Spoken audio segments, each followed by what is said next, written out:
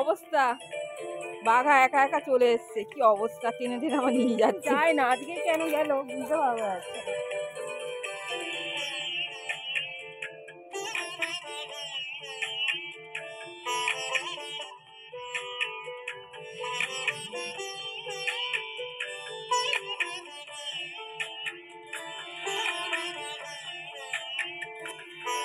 এ বাবলা, তুই একা একা চলে এসছিস, কি ব্যাপার? আরে ও ঝাড় দিচ্ছে, আমরা এটা খুলে রেখেছে। ও মানে গ্যাস থেকে ভয় পেয়েছে নাকি? ভাই ভাগ্যিস ভাগ্যিস না দিয়ে গেছে পোস্ট আমাদের। বলছি যে ভাগ্যিস নয়ন ছিল না।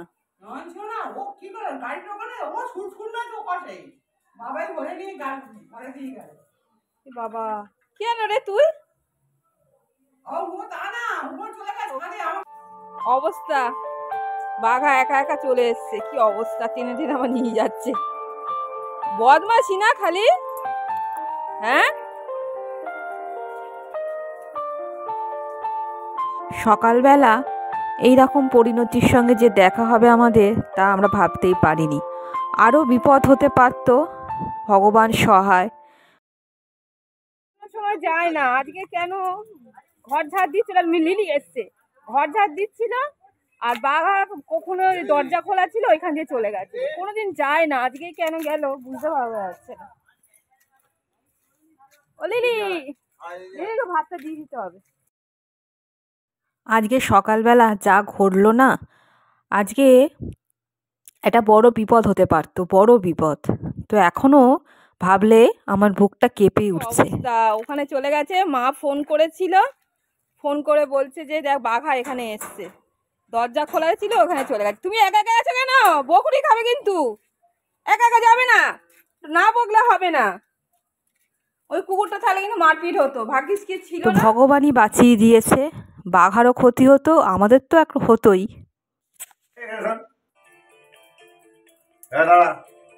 বাড়ি যাবে, বাড়ি যাবে, এখানে শো, শুয়ে পড়ো, শুয়ে পড়ো, এসো এখানে শো। অন্য কুকুর থাকলে কি হতো বলো? এসো, অন্যায়টা করেছো তুমি, যাবে, মার দিকে তাকিয়ে লাভ নেই। হ্যাঁ এখানে হাত দাও, হাতটা দাও, হাতটা দাও, এই হাতে, এই হাতটা দাও, দাও, এখানে আর যাবে তুমি, যাবে? একা একা গেছো কেন? অন্য কুকুর থাকলে কি হতো, কামড়া কামড়ি করলে? এমনি ও বাড়িতে নিয়ে যাবে, ঠিক আছে, যাও পরে চলে যাও। একা একা এখন গেছো, ওপরে যাও। হ্যাঁ শোনো, শোনো, এখানে এখানে আমার কাছে যাবে না, বাইরে সব কুকুর ভর্তি, কামড়া কামড়ি করবে, যাবে, কামড়া ছাড়া করবে। ওকে কি বলবে বলো, ওকে কি ওভাবে বকা যায়? দেখছো তো কিরকম কাছে এসে কেমন শুয়ে পড়লো, কি বলবো বলো তো।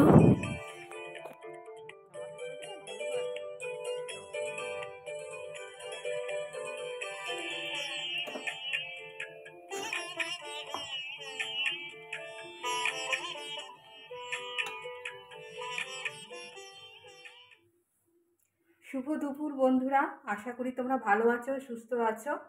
তো আজকে হচ্ছে স্যাটারডেতে সকালবেলা একটা ঝক্কি গেল। তো আমার মনে মাঝে মাঝে খুব খারাপ হয়ে যাচ্ছে, চিন্তা করে খুব টেনশান হচ্ছে। মানে আজকে যে কিটা ফাড়া গেল, ওর হচ্ছে যাওয়ার ইচ্ছে হয়েছে আমাদের ও বাড়িতে, যেত। তো আজকে মনটাও সকাল থেকে খুব খারাপ ছিল। আমার বর বলেছে মামা বাড়ি যাবি, মামা বাড়ি যাবি, কখন দরজা খোলা ছিল। আমরা সবসময় এটা সচেতন করে থাকি যে দরজা না খুলে ও, আর ও সহজে বেরোয় না, সিঁড়ির ওখানে পড়ে বসে থাকে, নয়তো কাছাকাছি এখানে বসে থাকে। তো হুট করে যে চলে যাবে, মা যদি না ফোন করতো যে কি যে হতো। এমনি গেলে কোনো অসুবিধে নেই, কিন্তু ওই যে কুকুরটা আছে না, বাইরে অনেক কুকুর থাকে, ভাগ্যিস ওই সময় কিছু ছিল না, মানে মারপিট লেগে যেত, আর ও খুব ক্ষতবিক্ষত হয়ে যেত। মানে এখনো আমার ভাবলে বুক কেঁপে উঠছে। আমার হাজবেন্ড ও বুঝতে পারে। সকালবেলা অনেকদিন পর বলেছি যে একটুখানি বারান্দাটা ঝাড় দিয়ে দাও, ঘর টরগুলো ঝাড় দিয়েছি আমি, আর বারান্দাটাও ঝাড় দিচ্ছিল। আর পাশের বাড়িতে সিন্নির প্রসাদ দিতে এসেছিলো, তো সিন্নির প্রসাদটাও নিয়েছে, আর দরজাটা দু হাতে ছিল তো প্রসাদ, আর দরজাটা কী করে ফাঁক ছিল। আর আমিও এখানে কাজ করছিলাম, বাসন টাসন মাজছিলাম, কথা বলছিলাম দুজনে, হঠাৎ মা ফোন করে বলছে বাঘা এখানে। উফ, কী যে হচ্ছে মানে। যাকগে বন্ধুরা, তো এখন আমি দুধ বসিয়েছি। আজকে তো মাঘী পূর্ণিমা, একটা ভালো দিন, তো ভেবেছিলাম একটু সিন্নি দেবো, তা সিন্নিটা আর হয়নি। তা একটুখানি গোপাল ঠাকুরকে, আমাদের নন্দুকে একটু পায়েস করে দেব। এই নতুন গুড়ের ভেবেছিলাম, সেটাও হয়নি, তাই মিছরি দিয়ে করব। তাই পায়েসটাই, দুধটা বসিয়েছি, দিয়ে পায়েসটা করে তারপরে ঠাকুরের পুজো দিয়ে ওকেও ভোগ লাগিয়ে দেবো। এই পায়েসটা এভাবেই করব। তো চলো বন্ধুরা, করতে থাকি। অনেক কাজ আছে, তারপরে আবার রান্না আছে, আজ যেহেতু নিরামিষ খাবো। আর এই পায়েসটা করিনি, ইচ্ছে করে জানো তো, সময় হয়ে ওঠে না, এত কাজ না সংসারের, সেই কাজ করতে করতে অনেক হিমচিম খেতে হয়। চলো, গোবিন্দভোগ চালটাকে ঘি মাখিয়ে রেখে দিলাম, এটাই দুধটা ফুটে উঠলে একটু পরেই দিয়ে দেব। আর দুধটা ছিল, মাকে সকালবেলা বলে রেখেছিলাম যে আজকে একটু পায়েস করব, যে লোকটা দুধ দেয় তা আমি বলছিলাম 1 কেজি প্যাকেট দিও, তা 2টো 500 প্যাকেট দিয়েছে। আর কিছুটা অল্প একটু সামান্য দুধ আমি রেখে দিয়েছি চা খাবো বলে। ওই চায়ের নেশা আছে না, দিনে অন্তত একবার আমাকে ওই দুধ চাটা খেতেই হবে। তো মাঝে মাঝে দুধটা কড়াইয়ের তলায় লেগে যাচ্ছে, তাই নাড়াতে হচ্ছে। এখনও দুপুরবেলা পুজো দেওয়া হয়নি জানো তো, এই পায়েসটা করে তবে পুজো দেব। জন্য এমনি একটা হাঁড়ি কেনা হয়েছিল, সেই হাঁড়িটা, আর এই পায়েসটা করে দিই না, তো ভাবি যে করবো, খালি ভুলিয়ে যাচ্ছে কথা। ভাবি যে নন্দুকে মাঝে মধ্যেই করে দেব প্রসাদ, কিন্তু আর হয়ে ওঠে না আমার। এইসব কাজ বাজ সারতে সারতে এত দেরি হয়ে যায়। আর এই গ্যাসটা মুছতে হয়, গ্যাসের এইটা হচ্ছে আলাদা, এই যে সেটটা তোলা আছে, ওটা ঠাকুরের জন্য করে রেখেছি, কিন্তু যদি আলাদা হতো ওভেনটা আরও ভালো হতো। ওভেন আলাদা আছে, কিন্তু সেই পাইপটা থাকে না, সেই পাইপটা এত আট, খোলা পড়া করা যায় না। এই একটু ফুটে উঠলে ওই জন্য এতেই করা হয়েছে, ভালো করে মুছে। ভেবেছিলাম এই সময় দেবো পুজো দিয়ে, দুপুরবেলার দিকটা, তাই ভাবছি বিকালবেলায় দেবো প্রসাদ হিসেবে, কারণ তাহলে খেতে পারবে পায়েসটা। গরম তো, আমার ছেলে খাবে কি করে, মুখ পুড়ে যাবে, গরম পায়েস না খাওয়াই ভালো। না, এবার মিষ্টিটা দিয়ে দেবো, মিষ্টি দিয়ে করবো। আর এই কাজু কিশমিশ রেখে দিয়েছি, এটা দিতে হবে। হয়ে গেছে, দুটা দিই। বন্ধুরা, নন্দুকে স্নান করিয়ে দিয়ে দোলনায় বসিয়ে দিয়েছি। আজকে এই আমাদের বাঘাকে রক্ষা করেছে, সত্যি তাই, আমি এটা স্বীকার করি সেটা। কারণ অন্য সময় একটা কুকুর আছে আমাদের এখানে, যে নয়ন বলে, সে তাকড়াই চেহারা, আর বাঘা আগে পারতো, এখন তো বয়স হয়েছে, তো ওইখানে বসে থাকে। হ্যাঁ, আজকেই ও বসেনি, এটা ঠাকুরের কৃপা ছাড়া তো কিছুই হয় না। প্রথমে ভেবেছিলাম যে পায়েসটা দেব না, এখন বিকালবেলা দেব, কিন্তু পায়েসটা যখনই নিয়ে আসি তার কিছুক্ষণ পরেই ঠান্ডা হয়ে যায়, মানে ও খেতে পারবে। ওই জন্যই প্রসাদ হিসেবে ঠিক করলাম যে দুপুরবেলা পায়েসটা আমি নন্দুকেই দেব, কারণ নন্দুর খাওয়ার ইচ্ছে হয়েছে। আর এই দেখো শাক আলু একটুখানি কেটে দিয়েছি ঠাকুরকে।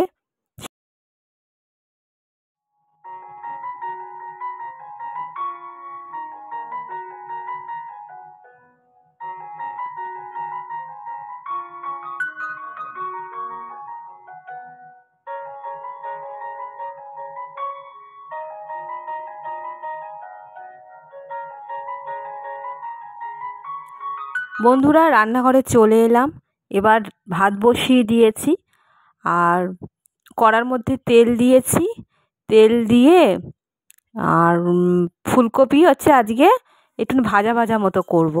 এখন তো অল্প গরম পড়ে গেছে, তো ফুলকপিটা যদি তরকারি করি অতটা হয়তো ভালো লাগবে না, সেজন্য একটুখানি তেল একটুখানি বেশি দিয়েছি, দিয়ে নুন হলুদ তারপরে একটু গুঁড়ো লঙ্কা গোলমরিচ দিয়ে ভাজা ভাজা মতো করেছি। আর ভাতের হাঁড়ির মুখে সোয়াবিনগুলো দিয়েছি। সোয়াবিন আলুর একটু তরকারি করব, যদিও নিরামিষ সোয়াবিন আমার ভালো লাগে না, কারণ পেঁয়াজ রসুন পড়ে না তো। আর পেঁয়াজ রসুন দিয়ে যে তরকারিটা করি সোয়াবিনের, মানে মাংসের মতো পুরো লাগে খেতে। কীরকম হবে জানি না, একটু দই মাখিয়ে রেখেছি ওই জন্য সোয়াবিনে, সব থেকে ভালো। যত উপকরণ দেবে তত খেতে ভালো হবে, সেই ব্যাপারটাই হয়েছে। তো মশলা দিয়ে আলুটা কষাচ্ছি। আলুটা একটা মাত্র সিটি মেরে নিয়েছি। সিটি মেরে নিয়ে এটা হচ্ছে সমস্ত মশলা বলতে পেঁয়াজ রসুন ছাড়া যাবতীয় গরম মশলা ফোড়ন তেজপাতা ফোড়ন দিয়েছি প্রথম দিকে তেলের মধ্যে। তারপরে জিরে বাটা আদা বাটা সমস্ত কিছুই পড়েছে, ধনে গুঁড়ো, তারপরে টমেটো বাটা, টমেটো সসও দিয়েছি। আর দই দিয়ে তো সোয়াবিনটা ম্যারিনেট করে রাখা ছিল। তো এটা করে কষাতে হবে, ভালো করে কষিয়ে কষিয়ে গরম মশলা বাটা দিতে পারো, কিন্তু আমি আর গরম মশলা বাটা দিইনি। এটা হচ্ছে গরম মশলা ফোড়ন দিয়েছিলাম, আর একটুখানি রাঁধুনি তারপরে জিরে ধনে সমস্ত কিছু বাটা মশলা এটা দিয়েছিলাম। দেওয়ার পর লাস্টে নামানোর সময় অল্প সামান্য একটু ঘি দিয়েছিলাম, যেহেতু নিরামিষ না। আর দেখো বন্ধুরা, বেগুন ভাজা, তারপরে কুলের চাটনি করেছিলাম। এই দেখো সোয়াবিনের তরকারিটা। আমি খেতে বসে গেছি, কারণ আমার কর্তা তো এখনও স্নান করতে ঢোকিয়েনি, 3টে প্রায় বাজে। তো এই রকমই হয় জানো তো, আমার এত খিদে পায়, এরপরে না আর খেলে ডাইজেস্ট হয় না। আর কত বেলা করব বলো তো, বেলা তো হয়েই গেছে। সেজন্য আমি খেতে বসে গেলাম, তারপরে ও খেতে বসেছিল।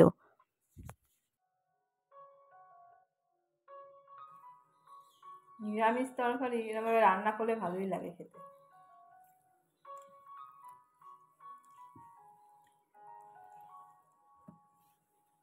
রান্না নিরামিষ ভালো হয়নি? নিরামিষ যেরকম হয় মাঝে মধ্যে একটু নিরামিষ খেতে হয়, সবসময় আমিষ খেলে হয় ভালো লাগে না। কত ভালো রান্না হয়েছে। যত ভালো রান্না হোক নিরামিষ ভালো হ্যাঁ লাগে। হ্যাঁ ভালো লাগে, বললে হয়, একদিন খেতে হয়। চাটনি আছে ওখানে, চাটনি লাগলে একটু নিয়ে নাও। ইভিনিং বন্ধুরা, এখন বাজে 7:30 বাজতে চললো। তো আজকে যে সময় ঘুরি সে সময় আজকে ঘুরিনি, আর 7:30টার সময় একটু ওই দোকানের দিক দিয়ে যাচ্ছি, বাবার সঙ্গে দেখা করে একটু জাস্ট একটু ঘুরে পায়চারি করে চলে আসবো। আজকে যে মাঠে যে ঘুরি সেটা আজকে আর ঘুরিনি, পুরো অন্ধকার এখানটা পুরো।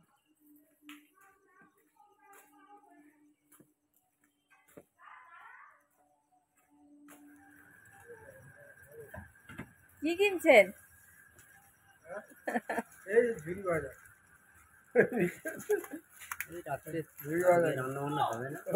রান্না হবে না,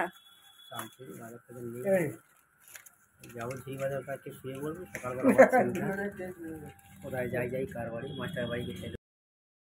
দোকানে অনেক দিন পর এলাম।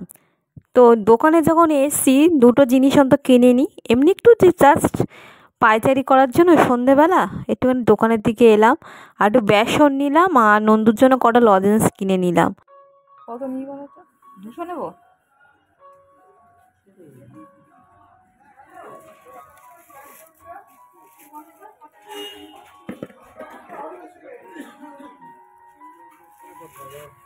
এটা বড় জোরে ঘুরে বুঝলি, বাড়ি যেটা আছে না রেগুলোটা দেওয়া পরে কমানো বাড়ানো, এটা সব সময় এই ফুল স্পিড। স্পিড কমানো যাবে পাখাটা? না, দোকানটা প্রথম দিকে বেশ ভালোই চলতো জানো তো, কিন্তু তারপরে এত কম্পিটিশান হয়ে গেল, এখানে লোক সংখ্যা বেশি নেই কিন্তু দোকান এত বেশি বেড়ে গেছে, ফলে মুদিখানার দোকান অনেকটা মার খেয়ে যাচ্ছে। তো এই দেখো তারপরে বাড়ি চলে এসেছি, প্র্যাকটিস করছিলাম জানো তো, প্র্যাকটিস করতে করতে চা করতে চলে এসেছি। এটাই হয় আমাদের গিনিদের সঙ্গে, কারণ সংসারে যেটা প্রয়োজন সেটা তো আগে করতে হবে। কতটা দেবো? আমি একটুখানি রাখছি, আমি এত অল্প খাবো। আচ্ছা কাপ দাও, কতটা কাপ আছে ওখানে? আচ্ছা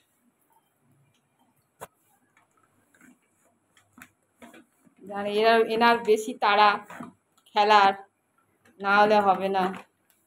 এ তো দিন চলে না, না ক্যারামটা না খেললে অগত্যা চাটা নিয়ে যেতেই হবে। ক্যারাম খেলতে যায়, তাই ক্যারামের বন্ধুদের জন্য একটু চা পাঠিয়ে দিচ্ছি, কারণ পাশে যে দোকানটা আছে না, সেটা আজকে বন্ধ, মানে চায়ের দোকান। যাও, আমি দাঁড়িয়ে আছি, আয় চলে আয়। হিসু পায় কেন এতবার, সব সময় হিসু?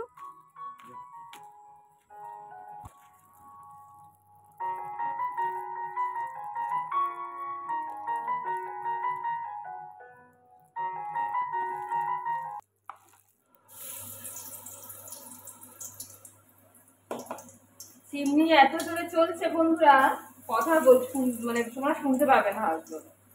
এখন বাজে পুরো 11টা, এখন এডিট করতে বসেছিলাম, দেখলাম 11:30 বাজে চললো, 11টা বেজে এখন 11:30 দিকে ঘড়ির কাটা, দেরি হয়ে গেছে। তো সকালবেলায় কিছু রান্না আছে, সোয়াবিন তরকারি, ফুলকপির একই জিনিস একটুখানি তারতম্য আনার জন্য এই বাঁধাকপি পকোড়া করছি। বাঁধাকপিটাকে সেদ্ধ করিনি, মিক্সিতে বেটে নিয়েছি, দিয়ে সমস্ত কিছু মশলা দিয়ে বেসন দিয়ে বড়া পকোড়া, এই দিয়ে যে হবে খাবার, ও আস্তে আস্তে এখন অনেক দেরি, পুরো 12টায় মানে আসবে। চা ছিল না ওদের, চা মানে যে ক্যারাম খেলে তো ওইখানে চায়ের একটা দোকান আছে, মুকাবিটার দোকান, সেই দোকানে হচ্ছে আজকে বন্ধ, আসেনি। তা আমি চা আবার করে দিলাম, দেখলে না চা করলাম, চা করে তখন বাজে 9:30, তখন গেছে ক্যারাম খেলতে। এবার আমি এডিট করতে বসেছি, দেখতে দেখতে বাঘাকে খেতে দিয়ে এডিট করতে বসেছি। তারপরে একটুখানি বাকি আছে এডিটটা, ওই করতে করতে না করে নি, রাত্রির হয়ে যাচ্ছে, রাত্রি হয়ে গেছে বলবো না। বাঁধাকপির পকোড়া একটু আস্তে আস্তে করতে হবে, এই চিমনি জ্বলছে তো, চিমনির আওয়াজ শোনা যাচ্ছে না, বন্ধ করে দিলাম চিমনিটা।